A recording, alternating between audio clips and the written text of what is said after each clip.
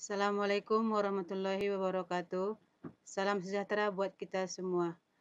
Baik anak-anak kami semuanya, khusus untuk kelas 12 di sini, Ibu ingatkan kembali agar membuat grup WA untuk pembelajaran daring kita saat ini. Silakan anak kami japri ke WA Ibu 08 13 70 22 67 90.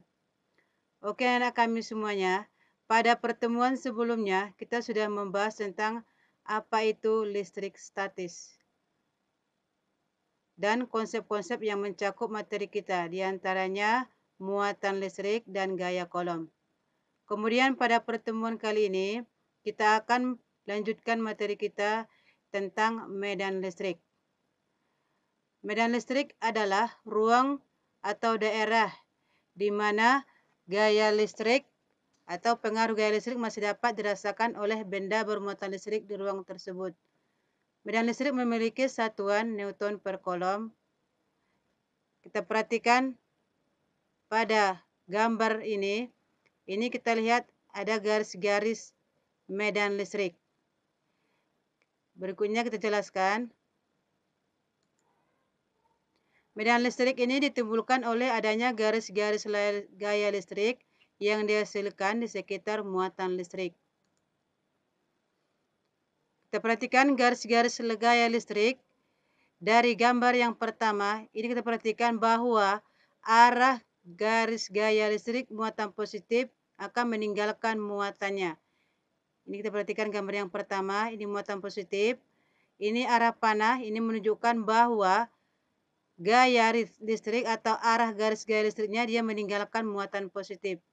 Kemudian gambar yang kedua, ini kita perhatikan pada muatan negatif bahwa arah garis gaya listriknya dia akan menuju muatan. Berikut cara pembuatan garis-garis medan listrik ada langkah-langkah. Yang pertama, garis-garis berawal dari muatan positif. Yang kedua, garis-garis berakhir di muatan negatif. Kemudian yang ketiga, jumlah garis yang meninggalkan muatan positif menuju muatan negatif. Yang keempat, sebanding dengan besarnya muatan. Yang kelima, garis-garis medan listrik tidak dapat berpotongan. Berikut gambar untuk garis-garis gaya listrik, di mana pola garis gaya listrik pada dua muatan yang berdekatan. Dari gambar yang pertama, ini kita perhatikan ada muatan positif dan negatif yang kita dekatkan. Maka di sini, seperti konsep pelajaran kita sebelumnya, akan terjadi di sini gaya kolom. Gaya kolom yang terjadi di sini adalah gaya kolom yang tarik-menarik. Nah, dari gambar ini, dari arah panah, kita perhatikan untuk yang muatan positif ini, kita perhatikan bahwa arah garis gayanya dia akan meninggalkan muatan positif. Kemudian untuk muatan yang negatif, ini arah garis gayanya akan menuju ke muatan negatif ini. Kemudian untuk gambar yang kedua, di sini ada dia muatan yang sejenis, yaitu positif dengan positif. Seperti yang sudah kita ketahui, bahwa dia muatan yang sejenis akan terjadi gaya kolom tolak menolak. Dan kemudian arah dari garis gayanya dia akan meninggalkan muatan seperti prinsip dari arah garis muatan positif. Karena ini sama-sama positif, maka dapat kita lihat gambar arah garis panahnya dia akan meninggalkan kedua buah muatan ini. Berikut adalah kuat medan listrik. Dari gambar ini kita perhatikan apabila ada sebuah muatan atau muatan yang sedang berinteraksi, apabila muatan didekatkan atau muatan lain didekatkan pada kedua buah muatan atau muatan yang sedang berinteraksi, maka di sini akan terjadi kuat medan listrik.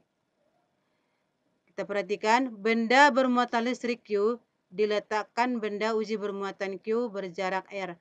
Maka besar kuat medan listrik titik benda uji adalah gaya listrik yang ditimbulkan benda bermuatan dibagi dengan muatan ujinya. Secara matematis, kita perhatikan di sini kuat medan listrik disimbolkan dengan E, di mana E sama dengan F per Q, atau perbandingan antara gaya kolom dengan muatan ujinya. Atau rumus yang lain menunjukkan bahwa kuat medan listrik itu adalah E sama dengan K Q per R kuadrat.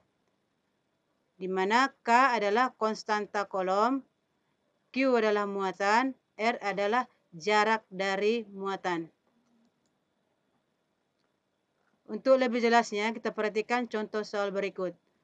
Hitunglah besar dan arah medan listrik pada titik P yang terletak 30 cm di sebelah kanan muatan titik Q, di mana harga muatan titik Q adalah minus 3 kali 10 pangkat minus 6 kolom. Di sini penyelesaiannya, kita perhatikan bahwa rumus kuat medan itu adalah E sama dengan KQ per R kuadrat. Kita buat harganya 9 kali 10 pangkat 9 dikali dengan 3 kali 10 pangkat minus 6 dibagi dengan 0,35 meter pangkat 2. Di sini harga jarak 30 cm kita rubah dia ke meter, yaitu 0,30 meter pangkat 2. Dari hasil operasi yang kita buat ini akan menghasilkan harga kuat medan yaitu 3 kali 10 pangkat 5 Newton per kolom. Kemudian arah medan listrik adalah menjauhi muatan Q. Karena harga Q positif, maka medan listriknya akan menjauhi muatan. Dari contoh barusan dapat kita ilustrasikan bahwa medan listrik yang disebabkan oleh muatan positif itu akan menunjukkan menjauhi muatan. Medan listrik yang disebabkan oleh muatan negatif, dia akan menunjukkan ke arah muatan tersebut. Berikut adalah kuat medan listrik oleh bola konduktor berongga. Di sini kita perhatikan ada bola konduktor berongga, di mana nanti ada di sini titik-titik yang akan kita tinjau. Dari pusat bola ke permukaan bola, kemudian ke luar bola. Kalau dia di dalam pusat bola atau di dalam bola, di sini nanti tidak akan adanya kuat medan listrik karena tidak terdapat muatan. Karena kita perhatikan dari gambar ini, di sini muatannya berada pada permukaan bola. Di sini muatannya adalah muatan positif. Jadi, jika konduktor bola berongga diberi muatan, muatan terbentuk tersebar di permukaan bola saja, sedangkan dalam bola tidak ada muatan. Maka harga kuat medan dalam bola itu adalah 0. Kemudian yang akan kita cari harganya yaitu yang ada di permukaan dan di luar bola. Maka besarnya harga kuat medan listrik pada bola, yang pertama yaitu di dalam bola. Harga kuat medannya adalah 0. Karena di dalam bola tadi tidak ada muatan listrik, sehingga tidak akan ada terjadinya interaksi. Kemudian yang kedua, di permukaan bola, harga kuat medannya sebesar K Q per R kuadrat. Kemudian yang ketiga, di luar bola, yaitu harga kuat medannya adalah K Q per R kuadrat. Di sini anak kami coba dibedakan ya. Di nomor 2 atau di permukaan bola, ini R-nya adalah R besar. Bedakan antara R besar dengan R kecil. Nah, di mana E adalah kuat medan listrik dengan satuan Newton per kolom. Q adalah muatan listrik dengan satuan kolom. K adalah konstanta kolom dengan harga 9 ke 10 pangkat 9 Newton meter pangkat 2 per kolom kuadrat. Kemudian R besar adalah jari-jari dari pusat bola ke permukaan satuan meter. Dan terakhir R kecil adalah jari-jari yang ditinjau dengan satuan meter. Berikut kuat medan listrik di antara dua keping konduktor sejajar. Di sini kita perhatikan ada dua buah keping konduktor sejajar. Pada konduktor dua keping sejajar dengan muatan yang sama besar namun tidak sejenis. Ini kita perhatikan sebelah kiri dia bermuatan positif, sebelah kanan dia bermuatan negatif. Di mana kedua buah keping konduktor ini kita dekatkan. Maka akan adanya medan listrik, di mana nanti medan listriknya dikeluarkan dari keping konduktor ini. Dari keping positif menuju keping negatif. Akibatnya tidak ada garis medan magnet di luar keping. Jadi karena interaksinya berada di antara kedua buah keping, maka nanti medan magnet atau medan listrik itu tidak akan ada di luar daripada interaksi kedua buah muatan ini atau keping konduktor ini. Secara matematis, harga kuat medan listrik dalam ruang antara keping konduktor adalah E sama dengan tau per epsilon 0. Bernilai sama untuk semua jarak dalam ruang antar keping. Kemudian kuat medan listrik di luar antar keping adalah 0, yaitu E sama dengan 0.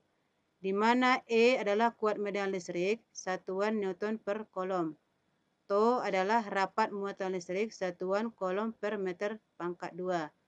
Kemudian epsilon 0 atau E0 inilah permitivitas hampa udara dengan harga 8,85 kali 10 pangkat minus 12 farad per meter. Untuk lebih jelasnya, kita perhatikan contoh berikut.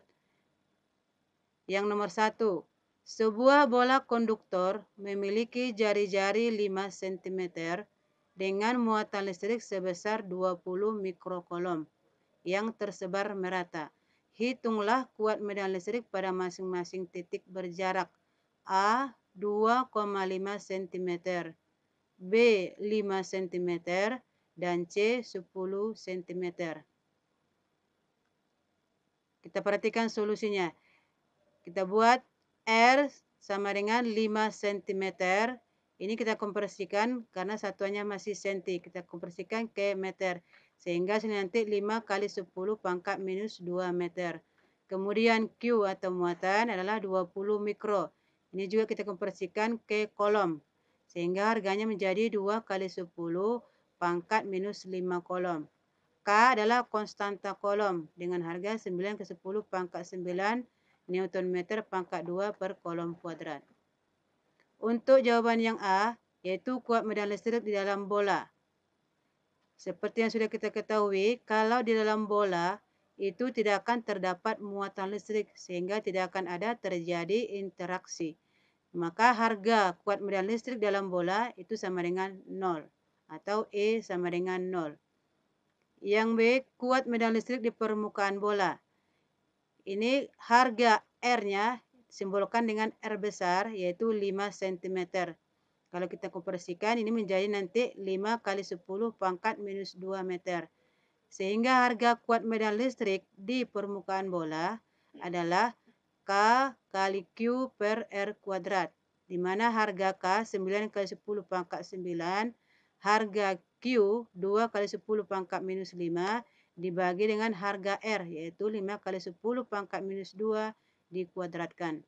Sehingga nanti dari hasil operasi bilangan ini kita peroleh harga kuat medan di permukaan bola adalah 72 kali 10 pangkat 6 Newton per kolom. Kemudian yang C, kuat medan listrik di luar bola dengan jari-jari atau jarak yang kita tinjau adalah 10 cm. Di mana harga kuat medannya adalah K kali Q per R kecil kuadrat.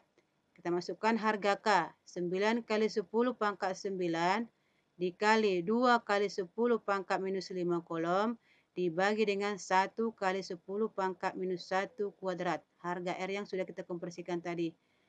Kemudian dari operasi bilangan ini akan kita peroleh harga kuat medan listrik di luar bola adalah 18 kali 10 pangkat 6 Newton per kolom.